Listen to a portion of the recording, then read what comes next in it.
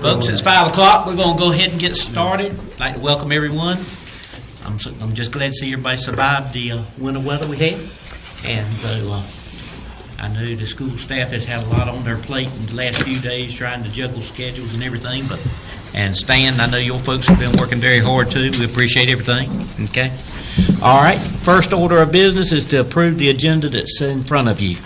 Is there any changes or anything? Okay. Do I have a motion to accept? So moved. All right. Got a motion. Do I have a second? Second. All right. All in favor of this motion say aye. Aye. All opposed? Motion passes. Item 3 is the approval of the minutes of the last board meeting.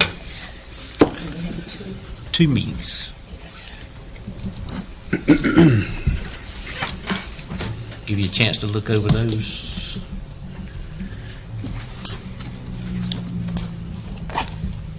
Move approval. Okay, got a motion? Got a second? Any further discussion? All in favor, say aye. Aye. All opposed? Motion passes. Okay, moving on down to item number 4, discussion, presentation from Dixon, Hughes, and Goodman. I believe that's you, sir. That is me. All right, come forward.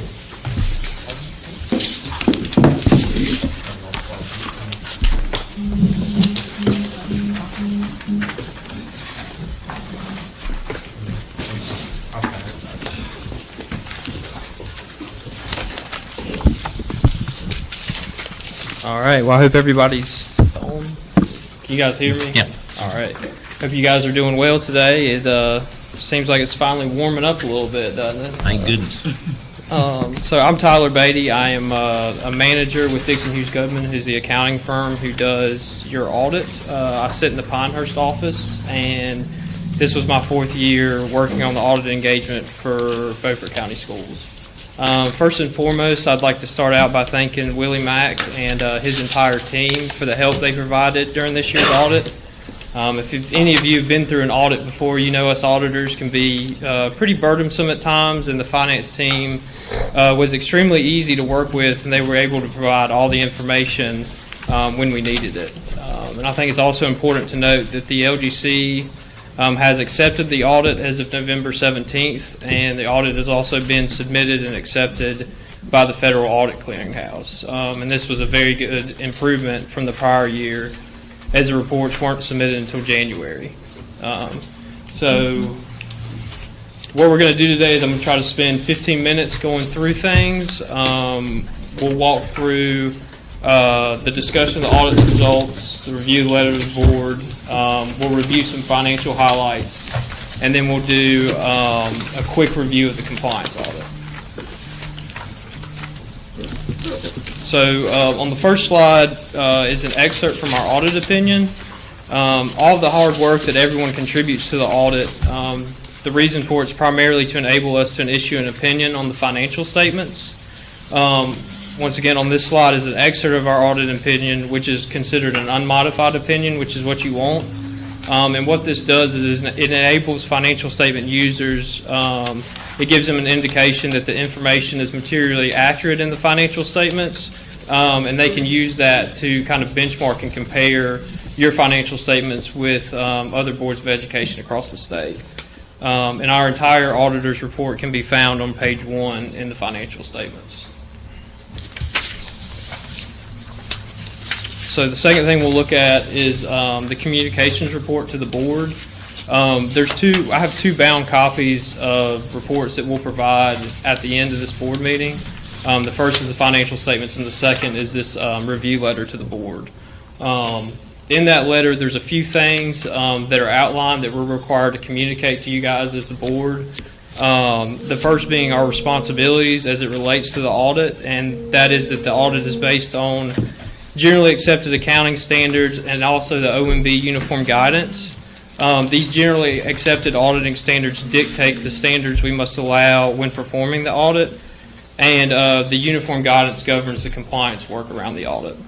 The second thing we would disclose here are any significant estimates or sensitive disclosures. We've identified the sensitive disclosures and significant estimates in the audit as being the useful lives of depreciable assets, and also the proponent share of the net pension liability for the teachers and state employees retirement system. We would also communicate in this letter any difficulties or disagreements we had during the audit. There were no difficulties or disagreement with management that we had. Also, we would report any uncorrected misstatements. Uncorrected misstatements would be things we found during the audit process that we thought should be adjusted, and when we gave that to management, they decided not to make the adjustment.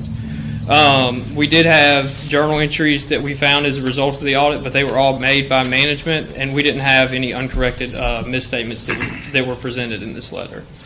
And the last thing in this letter that you'll see is the management representation letter, and this is just extra information so you guys can see the representations that were given by management to us during the audit. Also part of this communications report is our internal controls report. And as part of the audit each year, we are required to assess internal controls as it relates to financial reporting.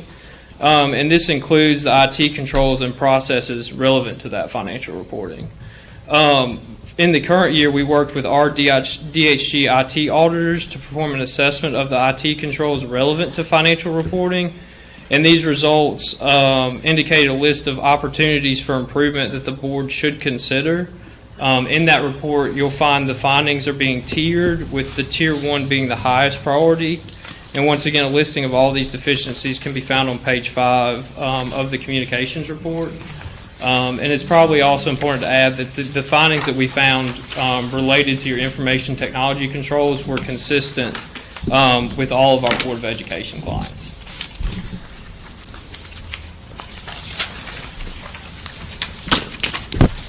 So now we'll dive into the financial results.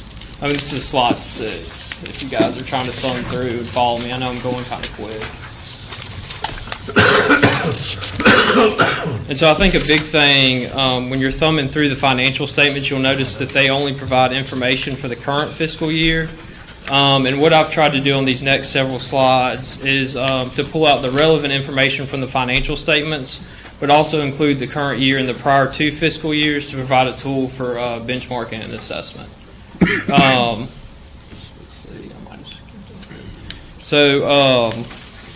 The first slide is the snapshot of the general fund, which would be your Fund 2, and also your restricted revenue fund, which is Fund 8.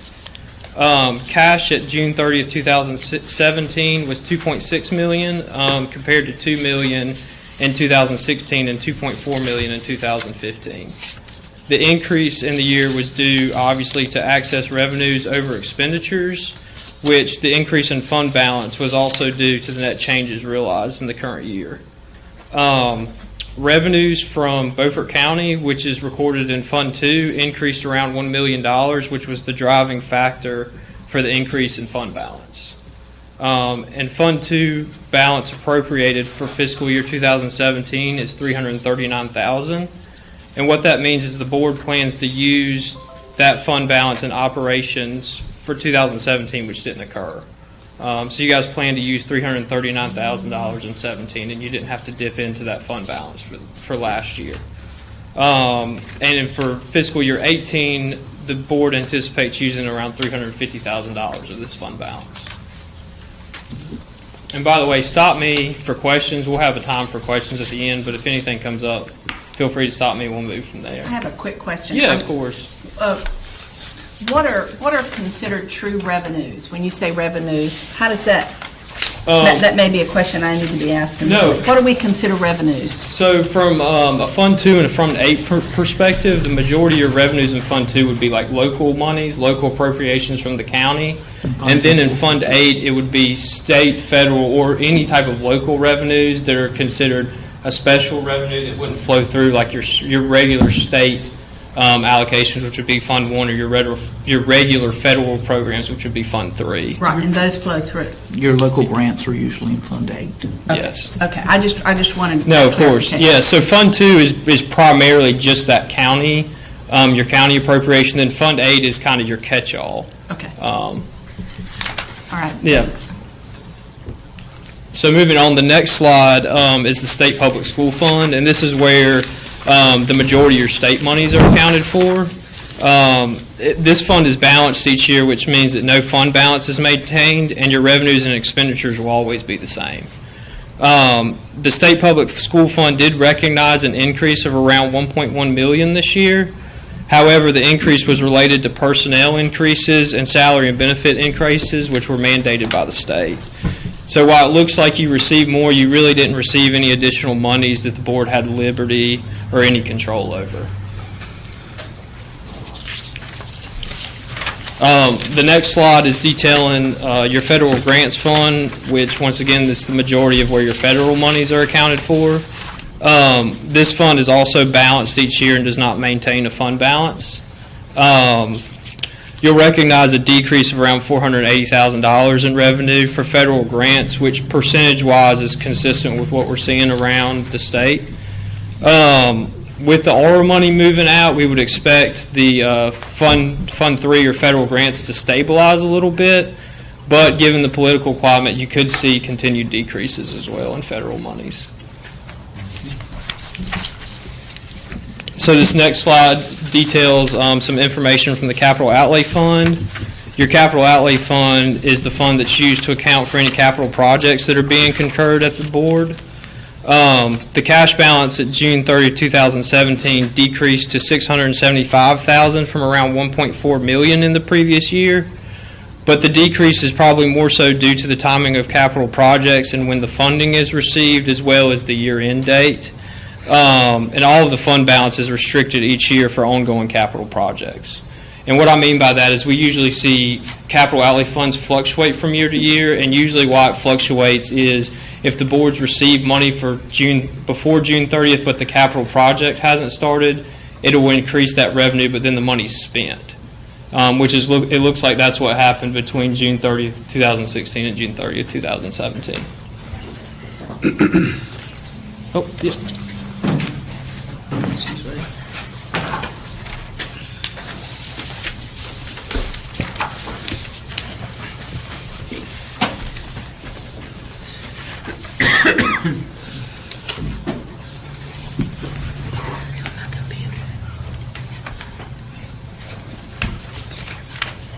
So we'll move on to the next slide.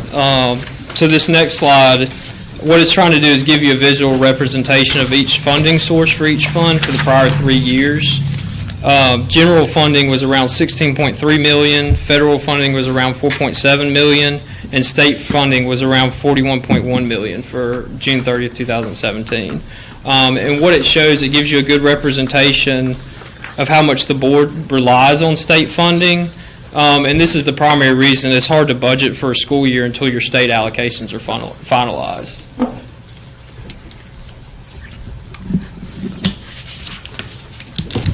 So this next slide, once again, is trying to give you a visual representation of where monies are being spent each year.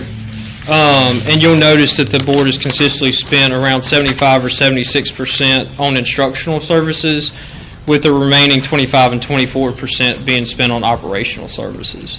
And what we look at as auditors is we would like to see consistency each year on the type of expenditures being spent. And that's kind of what this slide indicates, that you're consistent from year to year.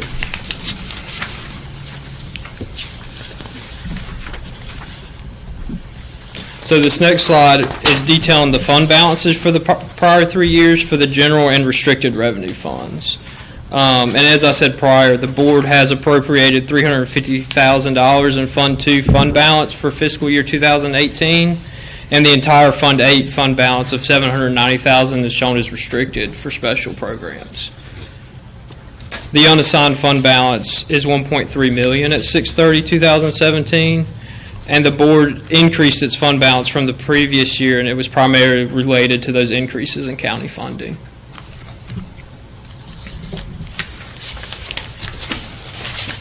The next slide, this slide gives you a visual representation of the percentage of fund balance to your expenditures. So what we're trying to do is we're trying to look at your fund balance on hand and what percentage that is to your total expenditures.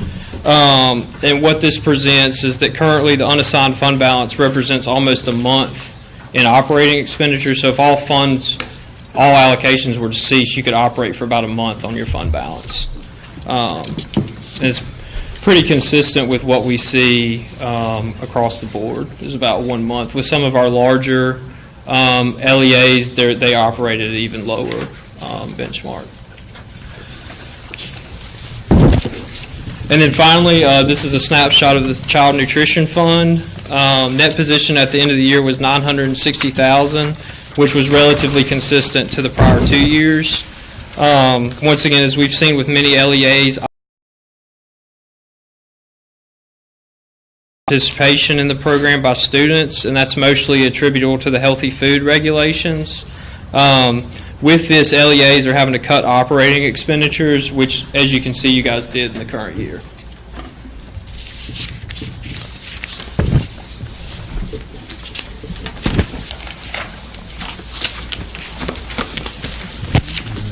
And then lastly, we'll go through the compliance audit. So as part of our government auditing standards, we're required to evaluate the board's compliance with laws and regulations, any contracts and agreements such as grant agreements.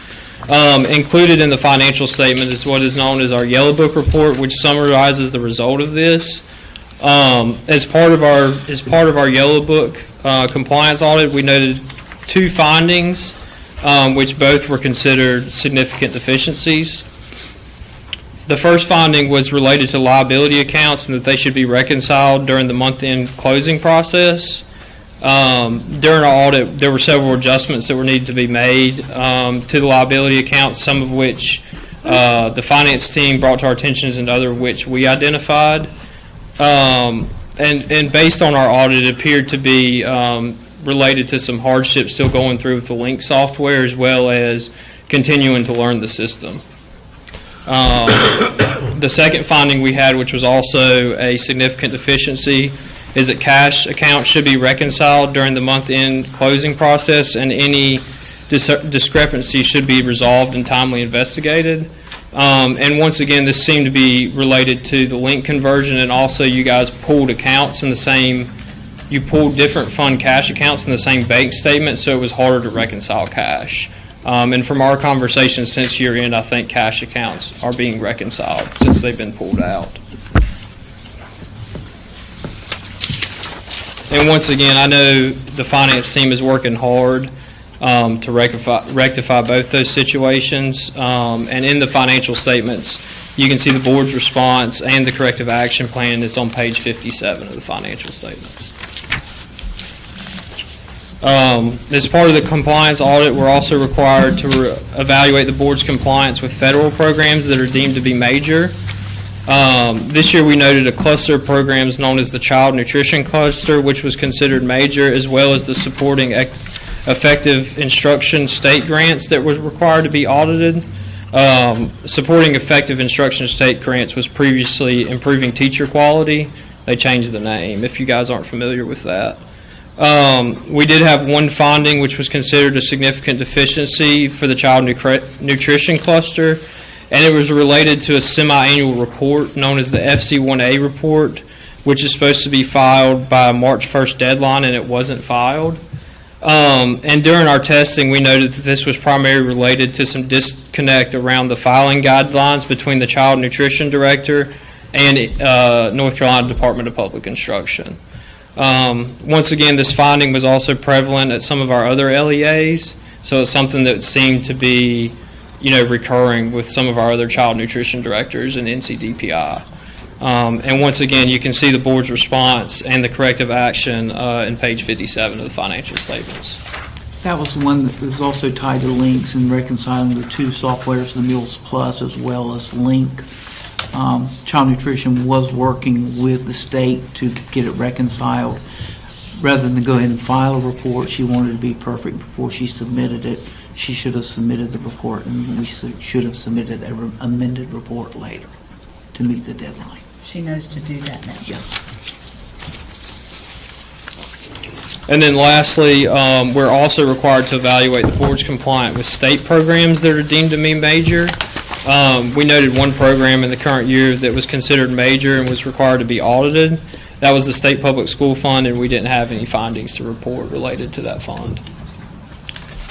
So then now I'll open it up for questions from everybody.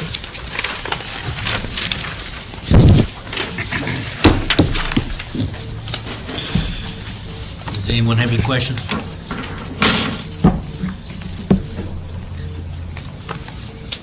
All right, perfect. Seeing none, I'm assuming you're expecting us to entertain a motion to accept this report at this time? I would hope so. You would hope so. I Would you would. like to stay to see that happen tonight, sir? I got a 3-hour drive home and a 5-day kid at home. So Okay, my wife all would right. probably be very happy if you guys. Congratulations. I appreciate that. Thank you. Well, Yeah, and the like I said, Willie's got copies of the reports in his office. And we'll give them for to you guys. before you leave tonight.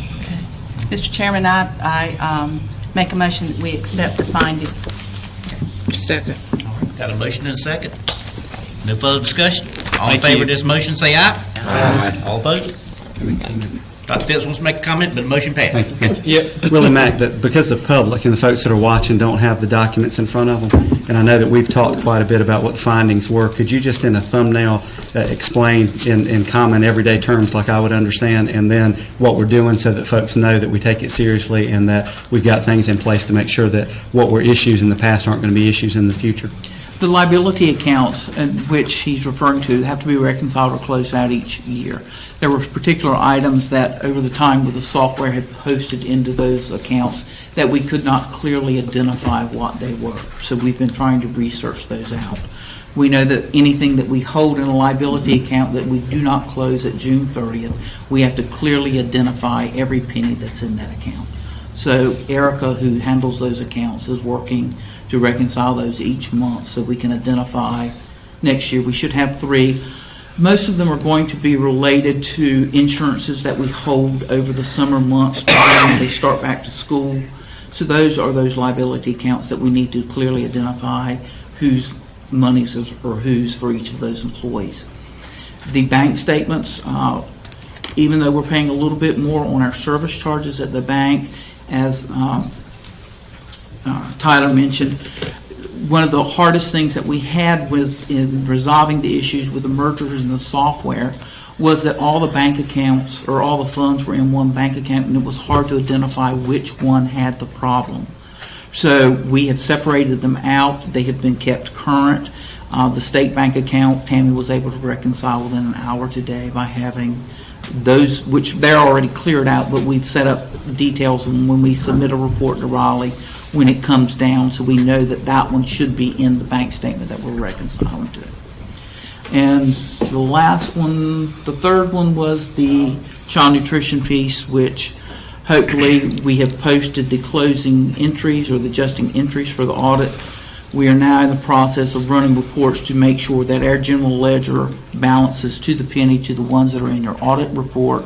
Once we've done that, then we will sit down with the child nutrition director and go over to make sure her Meals Plus software mimics our findings, so when she does run her reports, that they truly match, and she can go ahead and get her reports into Raleigh in a timely manner. Thank you. Thank you, sir. Have a safe trip. Okay. All right.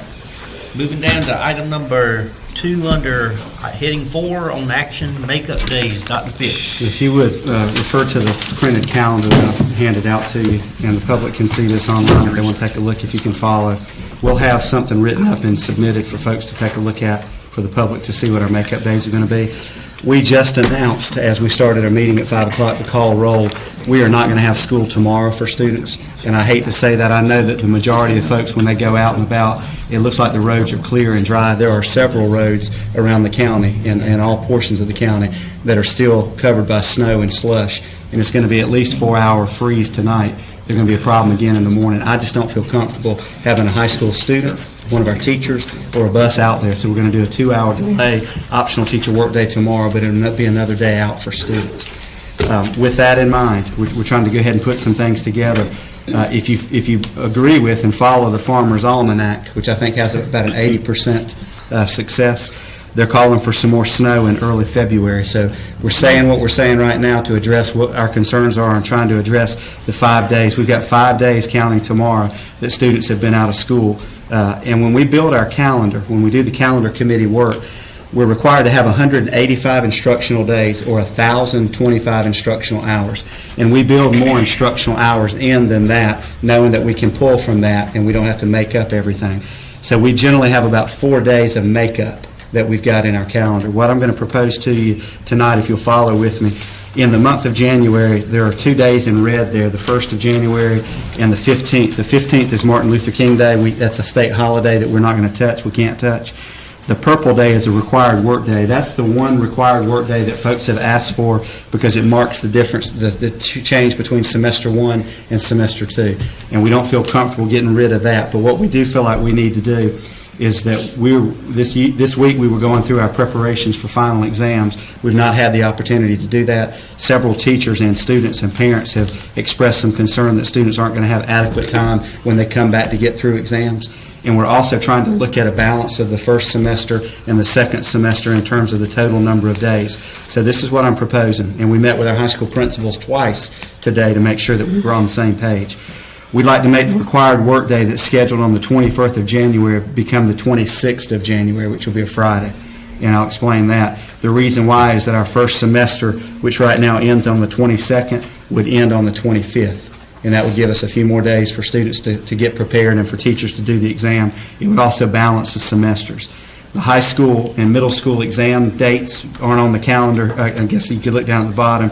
They were originally January 16th through 22nd. We're going to move those to the 19th through the 25th to give us a little bit more breathing room. That means that the exams have to be the last 5 days of the grading period, so that would be the 19th through the 25th. The 25th would be reserved as a makeup day for exams, and then we would be out on the 26th for a required teacher work day for the teachers to do the changeover from semester 1 to semester 2. Then when you take a look at student days that we have to make up, we're recommending that we take away the optional teacher work day in February the 19th. That become a regular student day. And that we also take away the optional teacher work day in March the 9th. That becomes a student work day, regular student day. And the early release day that we had for professional development on April the 30th, we make that a full day, which would get us not quite half of the hours that we have to get. And we have enough hours in our schedule, as I mentioned earlier, to cover the rest of the missed instructional time if we don't have any more weather.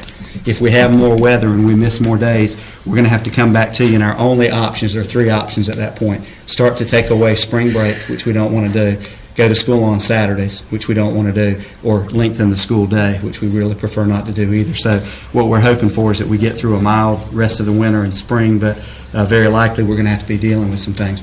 Just so you know and so the public knows, if our buses run and we release early for weather, that day is counted as a complete day. However, if we have a delay and we don't start school for 2 hours because of weather, we have to make those 2 hours up. So we're going back to make sure that we've addressed every hour that we've missed so that our instructional day meets the minimum requirement that the state has in place for us. But we do all of this in our planning, and sometimes folks will look at work days and they may wonder why we've got them scattered. This is why we do that, because we know we're going to need them at some point in time. So that's our recommendation that we're making for you now. The early college would come back with an updated calendar, but we haven't had a chance to sit down with them to go over that yet. So with these days you're talking about, we're good until we're good on instructional time. That's right. Happens again. Until Frosty peeks his little head out there again. And the only thing I didn't mention was we're required to have teachers work 215 days, and they missed the Thursday and Friday of last week, and we made some optional work days this week. What we're going to have them do is make up that time with their supervisor, principal or supervisor, and we'll make sure that we've got those hours taken care of so that the time will work like it should. If we have to, we can add optional work days at the end of the school year, but by following what I'm proposing right now, we'll be where we need to be as we sit in the room today.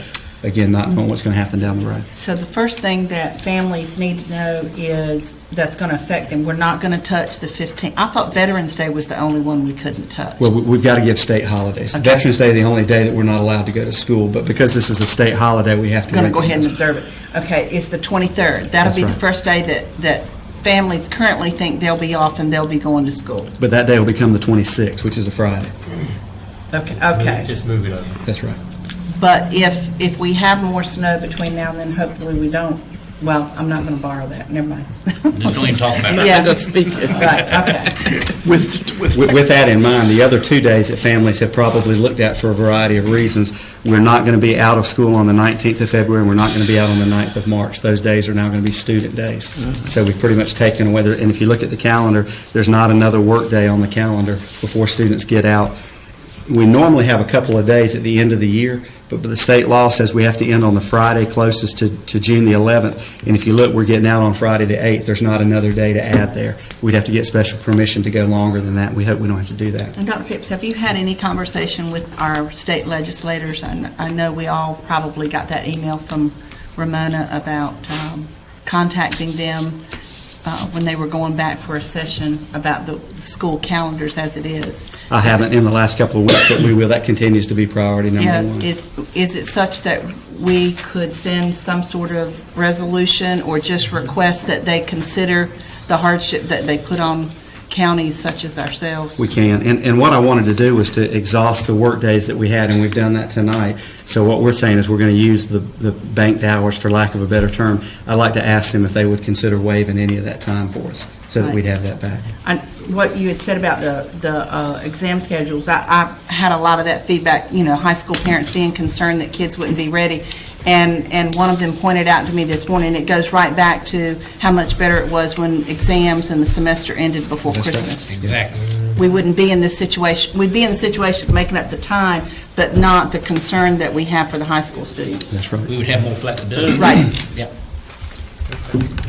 Okay, you've heard the superintendent's recommendation. Do I have a motion to accept? Move approval. Okay. Second. All right, got a motion and a second. Any further discussion? All in favor, say aye. Aye. All opposed? Motion passes. Mr. Chairman, if I could say, the hardest decision that I have to make as a superintendent, without question, it deals with weather. And the reason for that is that a lot of those decisions have to be made early. And what I've tried to do is to make a decision so that families know what's going on before they put their children down for bed. Now, everybody's batting 1,000 at 9 o'clock in the morning. They see what has happened with the weather. I'm looking at the National Weather Service. We've got several different subscriptions that we use. I talked to meteorologists. We've talked with emergency management. So we're trying to make a decision down to the hour if we can. I'm going to always err on the side of caution. And what I don't want to have, tomorrow's a great example. 99% of our roads may be fine.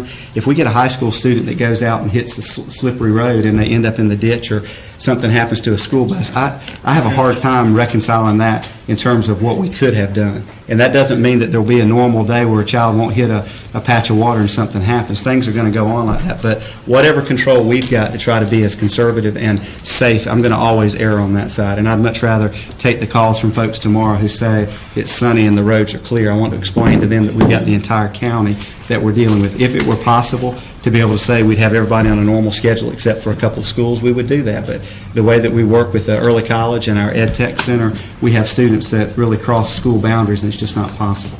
So I just ask for folks' patience and understanding. I don't want any days out, but we're going to do what we have to do to ensure the safety of our students and adults. Well, there's one certainty in life is that there are Monday morning quarterbacks. So I think you do a great job as far as having to mitigate the possible, like you say, running into the ditches. Well, I'll be honest, it seems like every time I've questioned your decision, it seems like your decision was right. There's your quarterback right there. I don't want to think, really?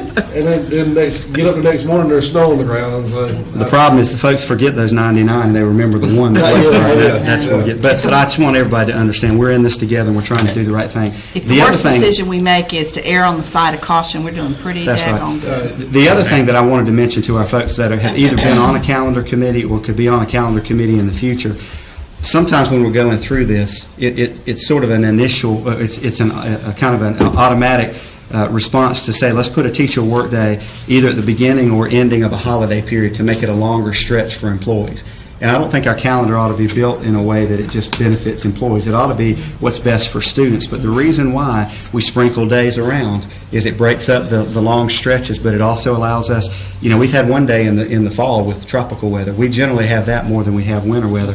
But that's why we pepper the calendar with those work days to allow us to have time to make up like we're doing now. So I wish they could all stay and that people could plan that way, but unfortunately they're not able to. And I appreciate your support and understanding what we're trying to accomplish. Remember, Don, if it was easy, everybody could do it. Well, we appreciate everything you and your staff are doing. You don't get thanked enough, but we do appreciate it. Okay, next item is field trips, Dr. Phipps. Have a couple that are on there. Okay. And I'd ask you to consider these all together. I'll go through them. 10956 is a Northside field trip April the 27th, the 28th. It's the Science Club, Cedar Rock Park. It's the Envirothon competition, and they'll be taking an activity bus, appropriate number of adults there. The one below that is NC State. It's a Science Olympiad, similar situation.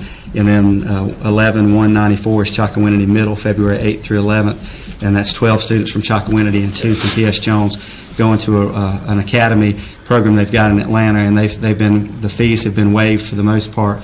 And this is a activity that the principals feel like will be very beneficial for their students. So we'd like to ask for your approval for all 3 of those. Where's Cedar Rock Park? Is that in North Carolina? Where is it? It's right outside of Burlington. Okay. I know Yeah. where that is. We don't have the address on In there. fabulous Should snow camp, North Carolina. Yeah. Snow camp. I've never heard of a snow camp. Okay, anybody have any questions for Dr. Phipps on these field trips? If not, I'll entertain a motion to accept. So moved, Mr. Chair. All right. Second. Got a motion, second. All in favor of this motion, say aye. Aye. All opposed? Motion passes. Thank you. Yes, sir. Okay, now going down to discussion, no action. Capital update, Mr. Stan Hudson. As Stan is coming up, I want to publicly thank him, his staff, and several of our custodians that were out right after the snow. And they were shoveling hard, working hard to make sure, and I knew that we were going to have a hard freeze. I mean, it got down, I think I woke up either Friday or Saturday morning, the real temperature was 2 degrees. And I knew we had some issues, but they were out working on pipes and making sure that heaters were working. So while a lot of us had the opportunity to stay warm in a house, we had employees that were out working hard, and I just want you to know how much we appreciate that. Thank you, sir. And And that goes to my guys, too. It's not just me, it's my staff. We have a lot of hard-working staff dedicated to the school system. So. Where would you like to start, sir? Capital update, it's titled 1718 Capital Projects. Yes, sir. We completed 2 projects over the Christmas holidays, the VCT in the gym corridor at Southside High School. That was completed by Tyndall's Home Improvements on 12/28 for the budgeted amount of $7,000. Project number 2 is Southside Wall, is still exterior wall in the cafeteria. That project is still undergoing. We should have the final designs this Friday. He promised to have it by this Friday on the 12th. So hopefully we can proceed back with getting that repaired and the glass storefront put back in, because that's a very cold wall.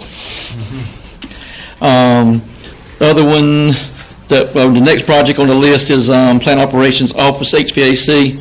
Mr. Dan sent me a text message after I sent that out today to Miss Lisa that they would do them next week. They had the units in stock. Everything was here, and they would start on the one here and at the one in central office, which is on line 9. They were planning to start on those next week. They've been swamped, of course, with heating issues in everybody's residence, so I told them they were definitely more important. Ours are working at this time.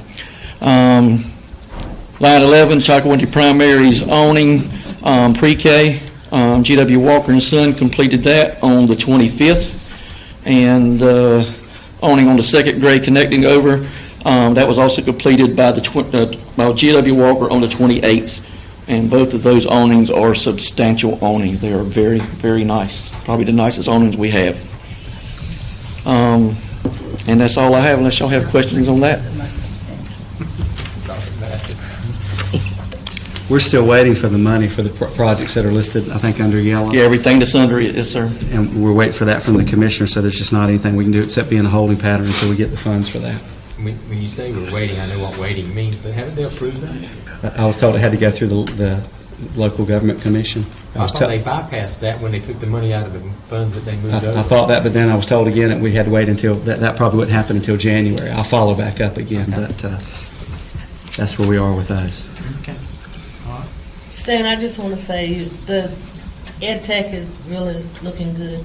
Well, thank you. I think they did they did wonderful wonders for that entrance there.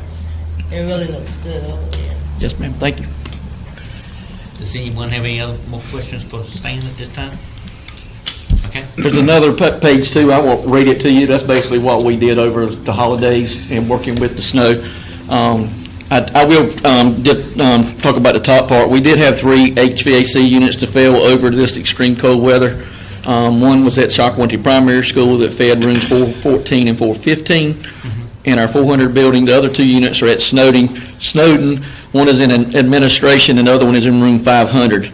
Both of those units are equipped with heat strips, and they do have heat, and they are at temperature today. They have been the whole weekend. We've been watching them. Everything's there. We did decide, Dr. Phipps and I and Willie Mack talked about it and decided to move on with Shakopee Primary, is getting it replaced.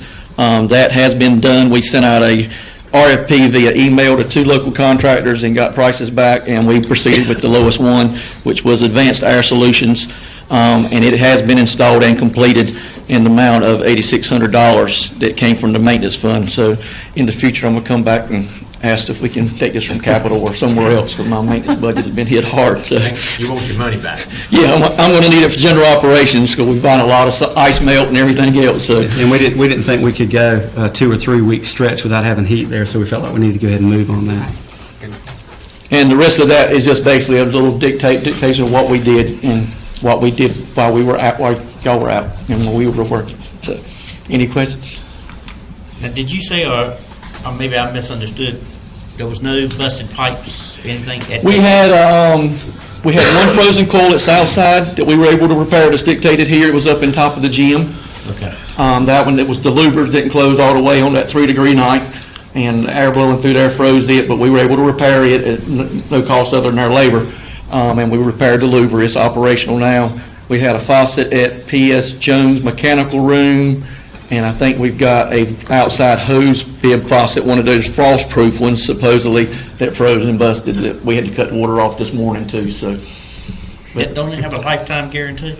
yeah, I think the foot valve probably didn't close and let it drain Exactly. like it's supposed to. So, Right. That's usually what it or that nice clay that we have out there probably didn't let the water drain out, one or the two. But Gotcha. anyway. I think all in all, we did very well to keep it all up, and none of our units were designed for 2 and 3 degrees, and especially the minus that it showed at P.S. Jones and John Small, it showed minus 3 degree on our system when I came in Saturday morning. So it was cold.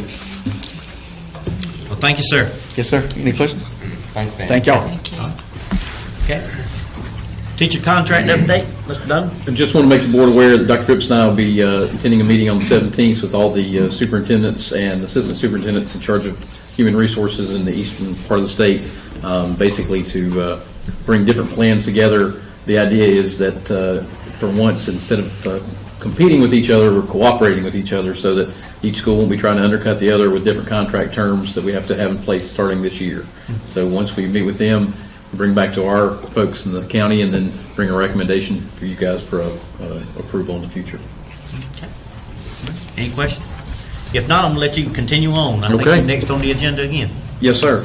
The right before or between, I guess, Thanksgiving and the winter break, several of our media folks had asked myself and Dr. Phipps about revising the policy, board policy 3335, instructional use of videos.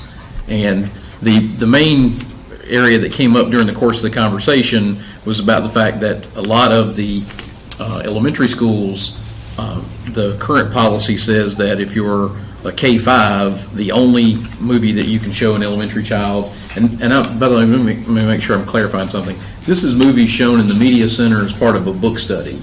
Now, certainly, we still have rules in place that if I'm a classroom teacher and I'm showing a video of some sort, that there's a procedure for me to go through. It needs to be a video that's approved. I have to go through my principal. All that's still the same. But the bigger issue for our media folks was if we're reading, the 5th graders are reading a book, for example, then the movie that may be tied to the book is more likely going to be PG and not G. But based on our current policy, I wouldn't be able to show the movie that goes along with the book. So the question was, could we do something to possibly revise this? Was there an appetite to revise it in any way?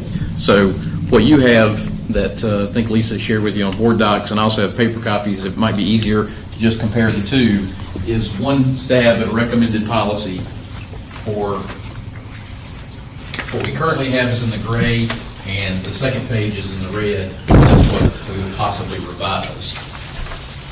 That's on page 3 of the handout that's attached on board docs, if you can look at it there.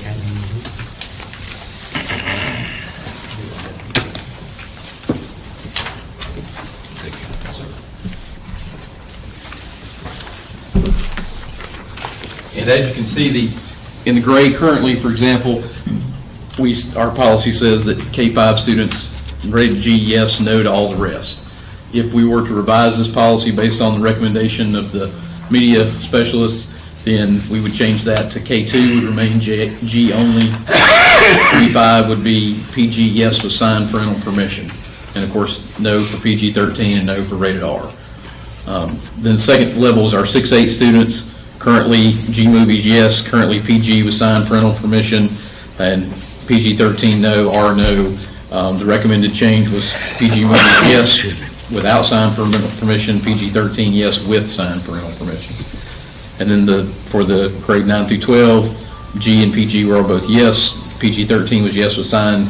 It was just changing PG-13 to without, and rated R movies, yes, with signed parental. Of course, for rated R, we're talking about documentaries, things related, and again, we're not talking about just showing these at random. We're talking about tied to a curriculum, and they all still have to go through the supervisor's permission. That hasn't changed. The bottom part paragraph, even though it's in red, is exactly the same in the gray in terms of the process. Certainly not married to this. Open to suggestions and anything you're feel free to throw. And not asking for action tonight. Wanted you to look at it and just get a sense of how you felt you wanted to move, if you wanted to move at all. And this comes from our media folks that are asking us to take a look at it. That's what I wanted to know. Who you talking? I mean, media, obviously, people. It came from the media specialists at all of our schools. It started with a couple of media folks contacted me, and then I contacted all of our media specialists and said, this has been brought up. Is this something that you're concerned about, or you have suggestions? Sent out a couple of variations of revised policies, and then sent it to our principals and said, this is kind of what we're looking at, and have shaped it from there. But we can, this first reading, we can certainly shape it even further.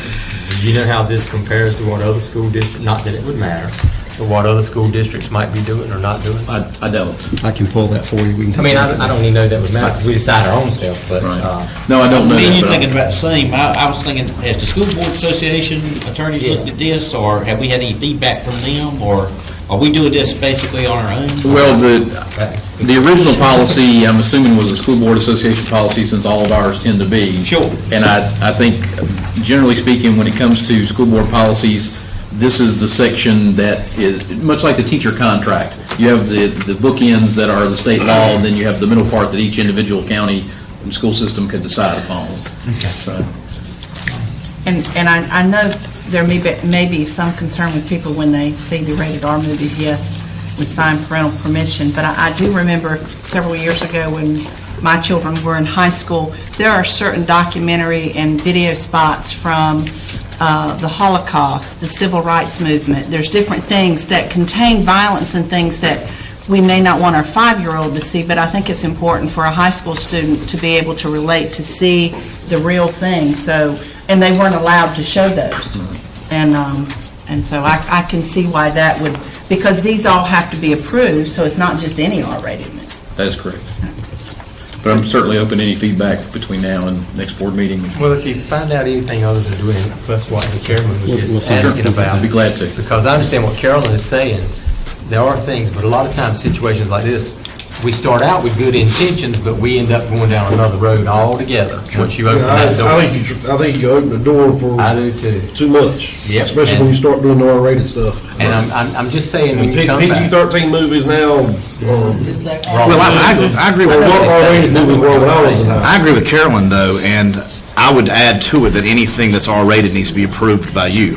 Right. It would have to have a It needs to go long all the way chain up of the chain. command. R doesn't mean what we think R means. Well, I think Malcolm X is a good example of that. It's rated R, but it's a historical documentary on, well, it's a little bit of poetic license into it, but I mean, it's a good movie about his life, and that would be a good example of that. And that's all I was saying. I know what we intend, but then we seem to always get Right. down another road. Exactly. That's right. We open the door. All right. It just gets worse and We'll bring worse. that back. But we got time to talk about it. All right. Okay. All right. Let's see here. Go down. Okay. All right. Dr. Phipps. 5.4 is just to let you know, we have tried to work with North Carolina A&T to establish a partnership on a variety of different projects. and they came to us, spoke with me and Mark a couple of weeks ago. They want to start an MSA program with a cohort in Beaufort County, and they're going to be meeting with some of our folks on Thursday of next week. And we just wanted you to know that we're working with them to try to establish that. It's a program that's similar to a lot of the other MSA programs. They're competing like a lot of the other universities are. They have a heavy online component to theirs, but it's the first time that we've had anything formal that we could tie ourselves with North Carolina A&T, and I just wanted you to be aware of that. At this time, I'd like to entertain a motion that we go into closed session. I move that we go into closed session pursuant to General Statute 143-318-11, A parentheses, 1 parentheses, to present disclosure of confidential personnel files under General Statute 115C-321. Do I have a second? Second. All right. Had a motion and a second. All in favor of this motion, say aye. Aye. All opposed? Motion passes.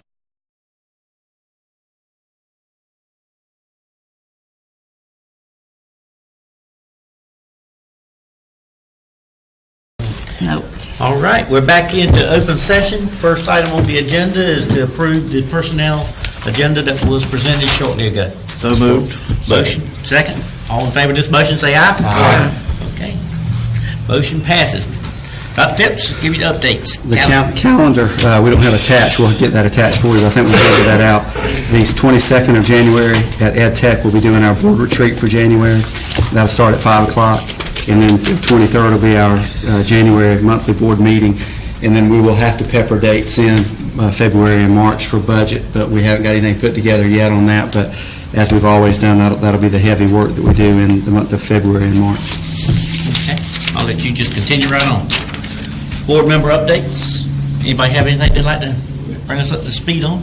Just mentioned, if you don't mind, Mr. Chairman, he mentioned a retreat, and then you mentioned the agenda for it. Are you going to send that out earlier so we'll see what topics we're going to have on there? So we can, if there's anything somebody might want to add, if that's okay? I certainly will. We'll get that out tomorrow. Okay. Thanks. Well, don't have to be that early. No, I've got it. Just haven't sent it out to anybody. Okay. Thanks. Okay. There were several awards in the local Tri-County little magazine they sent out, and we should all be very proud because several of our students won those, were recognized in there out of all the districts that Tri-County Communications supports. I meant to bring it with me, and I walked right out of the door and forgot it, but... Okay. We'll make sure we do that with student recognition. We do it at the end of the month. Right. I still have it at the house. You get that to me, will you? Yeah, I will. Okay. Mark, did you get a date for the minority hiring committee? Did you write that down that day? I lost my calendar. We just said we would tentatively meet in January. We didn't pick a date. Okay, well, we need to get a date because we wanted to start that with this board. So do y'all have anything open? The 30th or 31st? The 30th or the 31st? That's a Tuesday or Wednesday.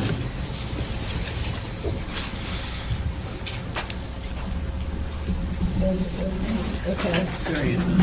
You can find another date if that works for you. That's the only two open dates I've got. Is that good for you? Which one did you like? Neither one, but I'll accept it. If there's a better date, take it. That's fine.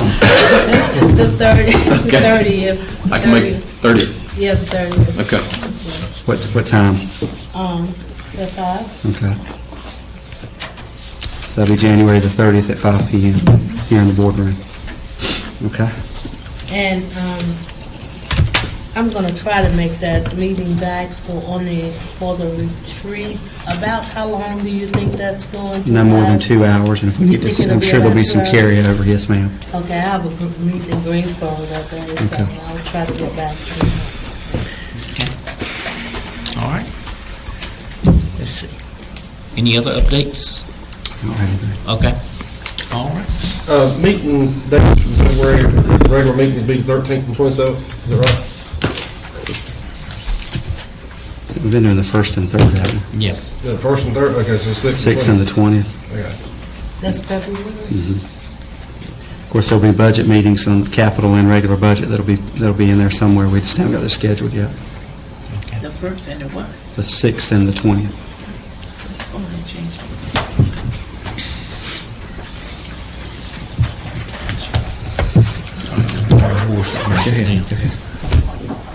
Okay, all right, yep.